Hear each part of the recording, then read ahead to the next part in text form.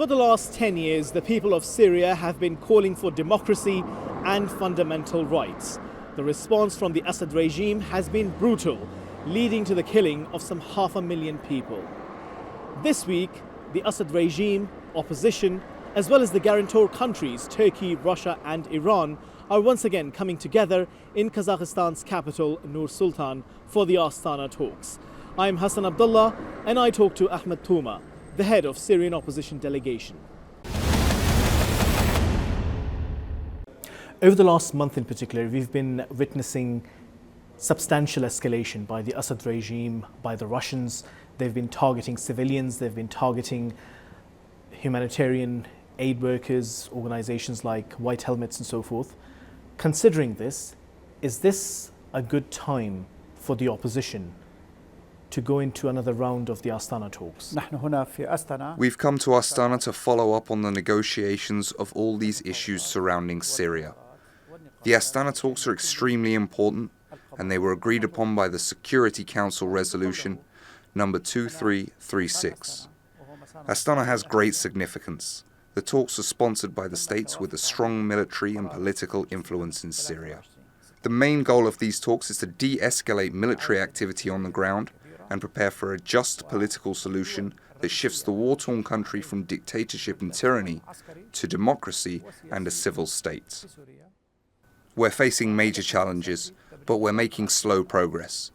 The biggest challenge is the military violations by the regime and its allies. The guarantors have signed a ceasefire agreement, but the regime is violating the ceasefire in Idlib's Jabal al-Zawiya and in other places. The regime thinks it can capture new areas, but that will never happen. We're responding and inflicting heavy damage on regime forces. No one can put pressure on us or the Turkish side during these negotiations. The regime is under a delusion.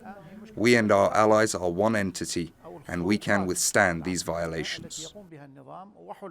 When the Astana talks started, the opposition groups at that time were saying that Bashar al-Assad has lost the legitimacy to rule and that there is no option but for him to step down or leave.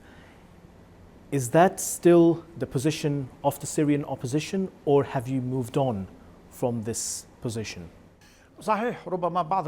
Some states have become less determined to support us than they were in the past, but the international community still insists on implementing UNSC 2254 and a political transfer based on resolution number 2254. The international community has not recognized the legitimacy of the Assad regime, especially after the last elections, as the latter resolution meant a new, neutral atmosphere with a constitution followed by the presidential elections. The Assad regime has taken no step towards this political process. The elections were a farce. We sympathize with countries that haven't recognized the elections in Damascus. This lack of recognition places yet another burden on the regime. Some countries have apparently changed their outlook on the Syrian resolution, but at heart, nothing has changed. Some countries have suggested some steps to encourage the regime, like holding a carrot to a donkey. They wanted the regime to change its stubborn attitude. But we've always said no carrot can ever encourage the regime. This is an extremist regime whose leader wants to either kill Syrians or rule them. It believes in a military solution backed by its allies. Syrians with a sense of freedom can never accept this. We can't go back to an era of slavery and tyranny.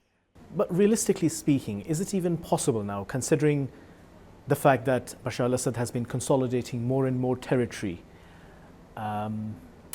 He's captured most of the country. Is it realistic for you to continue with this position, or perhaps do you have to be more pragmatic now? The regime is under a delusion if it thinks we will buckle under military pressure and change our political position. This will never happen. We're backed by fighters on the ground and by Syrian masses. We've promised Syrian people that we will not let them down.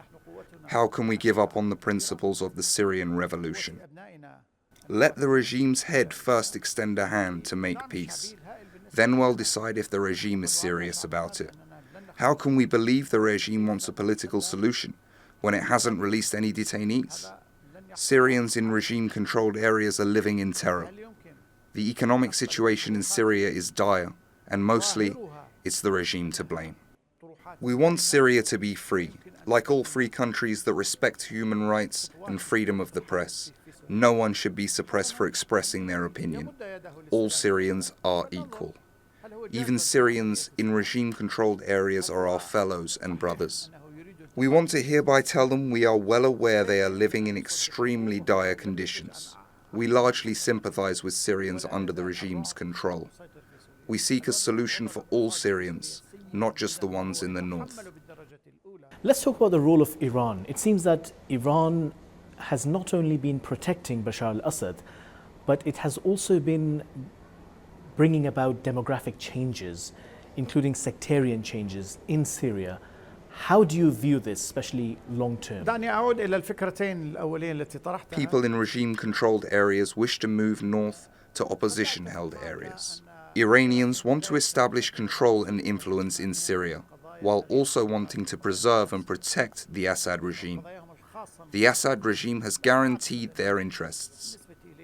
Iranians reached a strategic understanding with the regime in 2004 and have been staunch allies since. We haven't recently felt any significant changes in the Iranian attitude.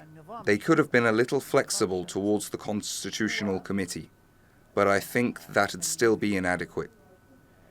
Iranians need to stand beside the rightful cause of the Syrian people. They need to present political and democratic solutions that guarantee all Syrians a civilian state. All Syrians love Turkey because Turkey hosted Syrians and supported them both morally and militarily. The Turkish brothers have stood with us during this period of tough negotiations. They've presented our demands to the international community. Many have been criticizing the role of the United States in Syria, saying that the US has been indecisive and that has allowed the Russians to basically take advantage of the situation on the ground. And now we've had the US say that child soldiers are being used by the opposition. The US has also brought Turkey into this. How do you view this? We do not agree with such reports.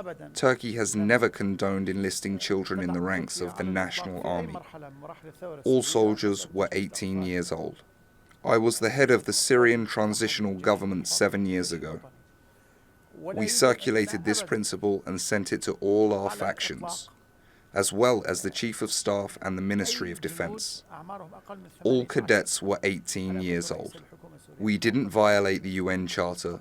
Such reports were incorrect and based on uninformed sources. The UN mandate for humanitarian assistance to Syria that has been going through Turkey, that's going to be ending later this month. It seems that Russia is not in favor of extending that mandate. It wants all the humanitarian assistance to go through Bashar al-Assad.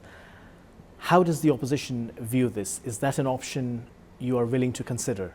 The border crossings are extremely important because they offer the sole artery through which UN aid supplies can reach Syrians. Neither we nor the UN trust the crossings controlled by the regime. The UN uses opposition-controlled crossings, as it mistrusts those controlled by the so-called government. The regime is accused of stealing aid supplies. We handed over aid supplies to the Syrians in line with exactly what the UN wanted. We're yet to be accused of any violations. Russia is threatening and putting pressure on us.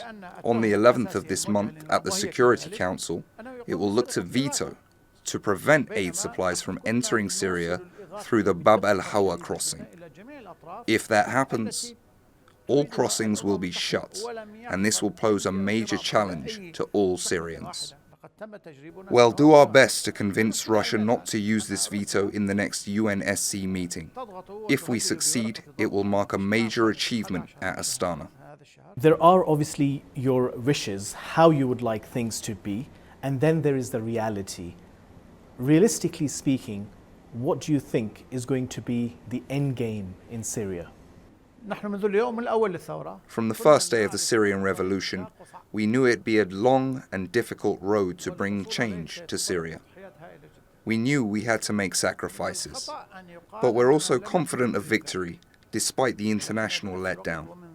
Political change will come. We do not know when, but it will happen. We cannot just make do with simply improving the conditions of slavery under the Assad regime. At the end of the day, this criminal regime will end, and Syria will become a democratic state for all Syrians. We have no problem with any group of Syrian people. We are all Syrians. We all believe in freedom and a civil, democratic state. We simply want to discuss Syria's future under the dome of a parliament. Ahmad Toma, good to have you on TRT World.